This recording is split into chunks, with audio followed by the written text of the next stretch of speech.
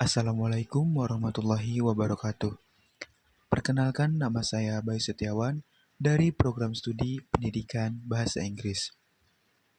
Kali ini saya akan menjelaskan sedikit tentang tujuan pendidikan, subjek pendidikan, objek pendidikan, lingkungan pendidikan, dan sarana prasarana pendidikan.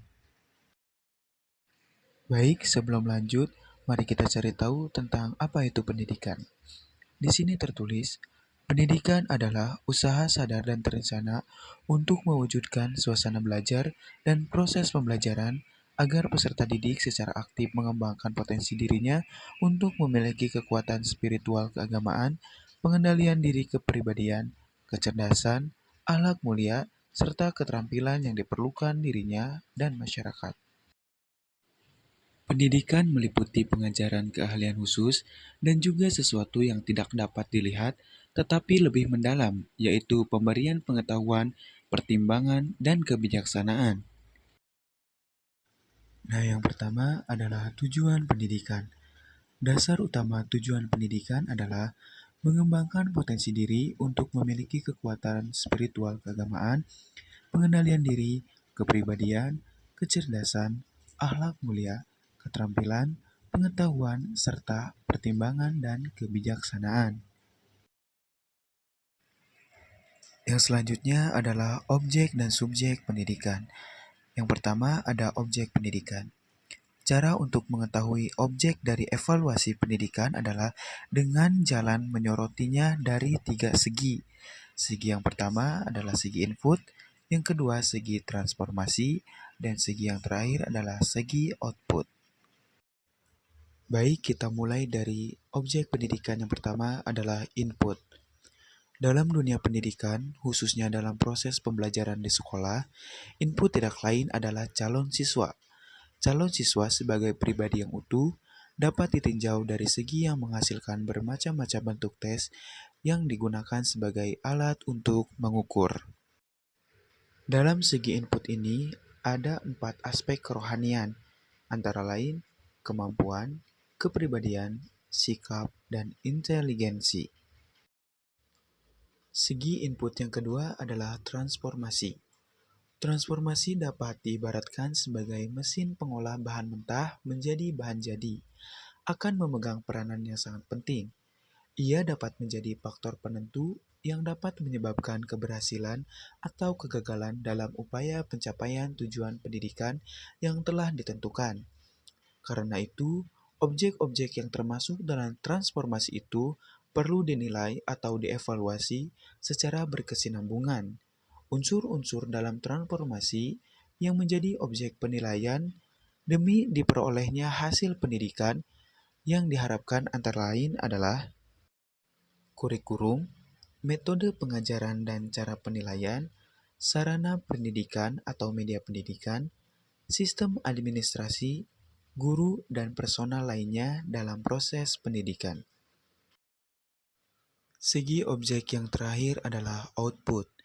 Sasaran evaluasi dari segi output adalah tingkat pencapaian atau prestasi belajar yang berhasil diraih oleh peserta didik setelah mereka terlibat dalam proses pendidikan selama jangka waktu yang telah ditentukan. Alat yang digunakan untuk mengukur pencapaian ini disebut assignment test. Yang selanjutnya adalah subjek pendidikan. Subjek pendidikan adalah manusia. Manusia merupakan makhluk yang mempunyai martabat paling luhur di antara makhluk lainnya. Dalam rangka mencapai kepenuhan dirinya sebagai makhluk yang berkodrat dan bermartabat paling luhur di antara makhluk ciptaan lain, manusia perlu dididik. Yang selanjutnya adalah lingkungan pendidikan. Lingkungan pendidikan adalah berbagai faktor lingkungan sekitar yang dapat berpengaruh terhadap praktek pendidikan. Contoh dari lingkungan pendidikan adalah keluarga, sekolah, dan masyarakat. Contoh lingkungan pendidikan yang pertama adalah keluarga. Dalam Undang-Undang Nomor 2 Tahun 1989 tentang Sisdiknas Pasal 10 Ayat 2, yang menegaskan fungsi dan peranan keluarga dalam pencapaian tujuan pendidikan, yakni membangun manusia dalam keluarga dan memberi keyakinan agama, nilai budaya, nilai moral, dan keterampilan. Keluarga merupakan lembaga pendidikan tertua bersifat informal yang pertama dan utama dialami oleh anak, serta lembaga pendidikan yang bersifat kodrati orang tua bertanggung jawab memelihara, merawat, melindungi, dan mendidik anak agar tumbuh. Di samping hubungan antara ibu dan anak, komposisi keluarga juga membuat pengaruh terhadap perkembangan, utamanya proses sosialisasi. Beberapa penelitian menunjukkan bahwa banyaknya anggota keluarga dan urutan kelahiran seorang anak mempunyai pengaruh terhadap perhatian.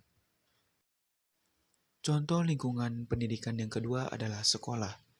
Tidak semua tugas mendidik dapat dilaksanakan oleh orang tua dalam keluarga, terutama dalam hal ilmu pengetahuan dan berbagai macam keterampilan. Oleh karena itu, dikirimkan anak ke sekolah. Sekolah merupakan sarana yang secara sengaja dirancang untuk melaksanakan pendidikan. Semakin maju suatu masyarakat, semakin penting peranan sekolah dalam mempersiapkan generasi muda sebelum masuk dalam proses pembangunan masyarakat. Contoh lingkungan pendidikan yang ketiga adalah masyarakat. Masyarakat merupakan lembaga pendidikan yang ketiga setelah pendidikan di lingkungan keluarga dan pendidikan di sekolah. Lembaga pendidikan yang diselenggarakan oleh masyarakat adalah salah satu unsur pelaksana untuk asas pendidikan seumur hidup. Pendidikan yang diberikan di lingkungan keluarga dan sekolah sangatlah terbatas. Di masyarakatlah orang akan meneruskannya hingga akhir hidup.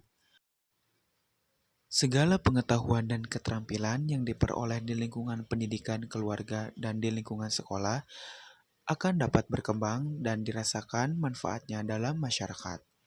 Tanggung jawab masyarakat terhadap pendidikan sebenar-benarnya masih belum jelas, tidak sejelas tanggung jawab pendidikan di lingkungan keluarga dan di lingkungan sekolah. Hal ini disebabkan oleh faktor waktu, hubungan, sifat, dan isi pergaulan yang terjadi di dalam masyarakat. Yang selanjutnya adalah sarana dan prasarana pendidikan.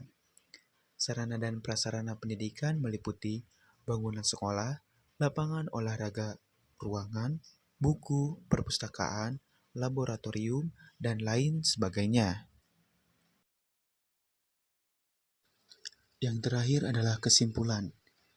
Pendidikan adalah usaha sadar dan terencana untuk mewujudkan suatu belajar dan proses pembelajaran agar peserta didik secara aktif mengembangkan potensi dirinya untuk memiliki kekuatan spiritual keagamaan, pengendalian diri, kepribadian, kecerdasan, akhlak mulia, serta keterampilan yang diperlukan dirinya dan masyarakat.